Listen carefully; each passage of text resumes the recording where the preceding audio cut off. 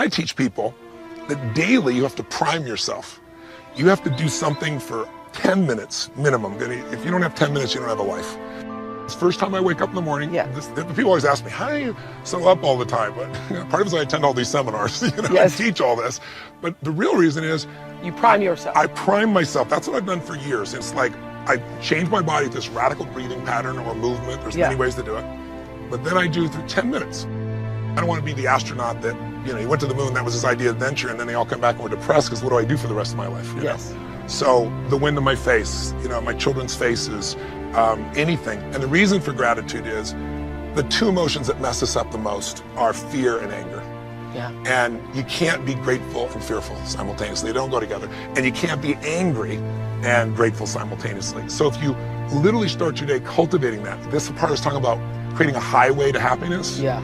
And then I do 3 minutes of my 3 to thrive. What are 3 outcomes or results I'm really committed to, and I see them as done and fulfilled. And in 10 for minutes, that day? I usually look at something at 6 months to 12 months out. Wow. Something that's a little bigger. And then what I feel is fulfilled and done, and I give thanks for it. And you're at the end of those 10 minutes, and usually it's 15 or 18 for me, I am so wired. Now, I've done that for years. It's been the base of me. What's different with suffering is measuring it moment to moment, Oprah. And then the third one for me is, okay, how do I love more? Because love to me is an action. It's not a word. It's not an emotion. It's like, if you love, you act accordingly. So love, and what can I do in a loving way, and what can I be grateful for? And that little 3-step process ends the suffering.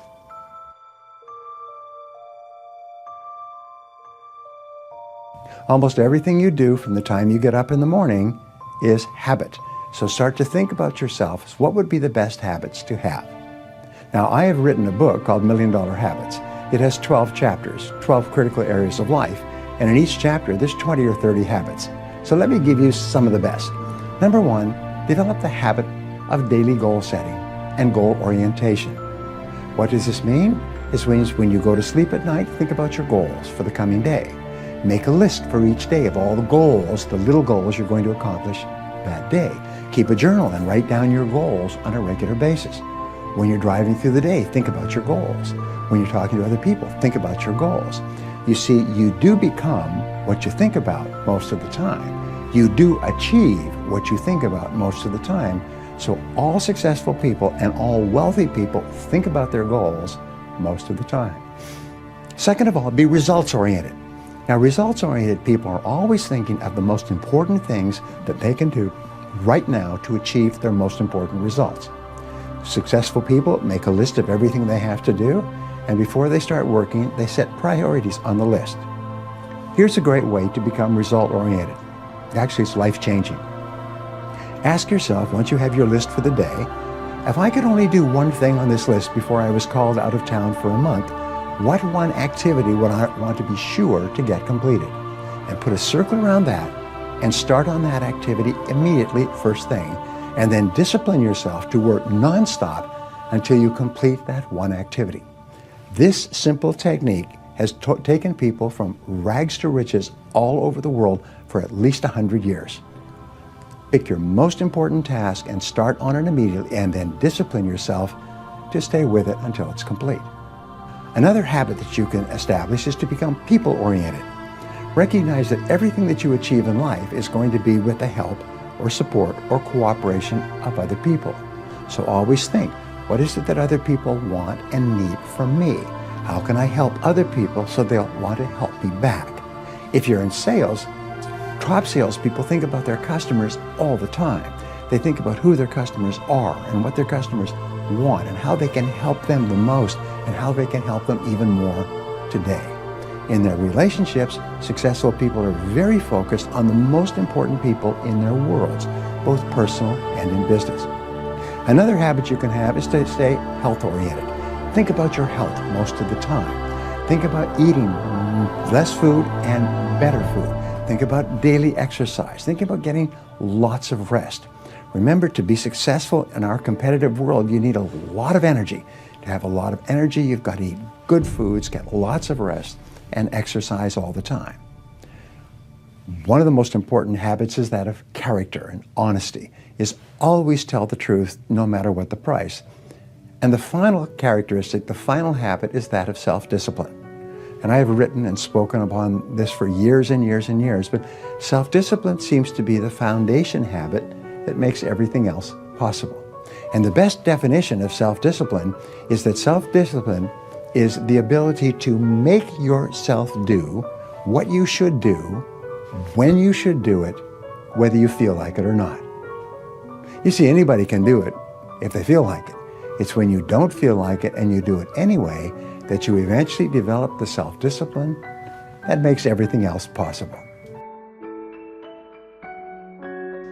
If you learn to give, you will what? Receive. Maybe not in the manner in which you gave, maybe not in like kind. Someone will save energy for you because you saved energy for them. But in some mysterious ways, it always comes back to us. If you give, you will receive. In fact, here's what it says, that for the uneducated is a little bit strange. It says it's better to give than it is to receive. Now see, if you didn't understand, you would say, that doesn't quite make sense. Surely it would be better to receive than to give, and the answer is no. It is much better to give than to receive. And here's why. It's what we call having intelligent self-interest. Nothing wrong with self-interest as long as you do it the intelligent way. Here's the key. Giving, it's better to give than it is to receive because giving starts the receiving process. So to act intelligently in your own self-interest, which is good, it's much better to give than it is to receive. Because if all you do is receive, that may be very limited. But if you give, and giving starts the receiving process coming your way from unknown resources and from unknown places, back it comes around to you because you became a giver. That's one of the unique mysteries of life. We give to receive, and it's better to give than it is to receive. So that's what Mama said, turn out the lights, make a contribution. Why not make the easy ones? Here's what else. We talked about it at our lunch break today to those who were there. It raises your self-esteem, plus your self-respect, that you do things that the average person doesn't do. Maybe if they were taught, they would. Maybe if somebody mentioned it, they would.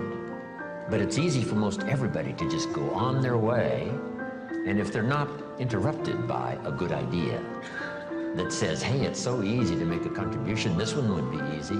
Turn out the lights when you leave the hotel room and make a contribution. That's interesting. Next is the phrase, in terms of environment, always leave something better than you found it. I talked to a man one time who rented out a long list of apartments.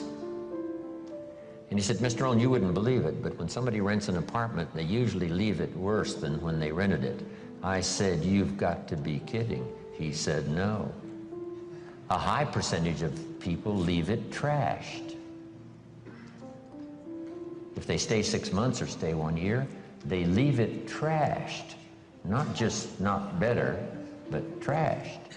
I said, that's impossible. Why would anyone do that?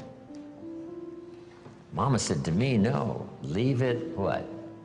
Better than you found it. See, that's just a commitment to your own self-esteem. And why not do it if it makes a contribution to your self-esteem? It's called intelligent self-interest. Intelligent self-interest. Self-interest says, I wish to be ruler over many. And intelligent self-interest says, I understand how to do that. Be faithful when the amounts are small. If you'll take care of the few, we will someday give you a position of very high importance over many. But if you don't be disciplined when the amounts are small, why would we trust you when the amounts are large? Brian mentioned that earlier. Why would life give you a fortune to manage if you couldn't manage the gifts of a few? Interesting philosophy to consider, okay? Your own self self-interest. Leave the contribution. I'm even aware of it when I leave a restaurant and I get me a toothpick, right? And you take off the little cellophane off the toothpick. It's easy to throw it by the cash register, right, or somewhere where it looks like other people have done the same. Mama said, put it in your pocket. Somebody says, wow, a little piece of cellophane, what difference does it make? It doesn't make that much difference, only in your self-respect. Take your trash home and deposit it. How much does it cost to clean up the trash on the highways in America? Mega millions. Wouldn't people take home their own trash and deposit it there rather than scatter it on the highways across America? And the answer is most people do not. It's so easy to throw it out the window. But now, add this, it's so easy to keep it in your car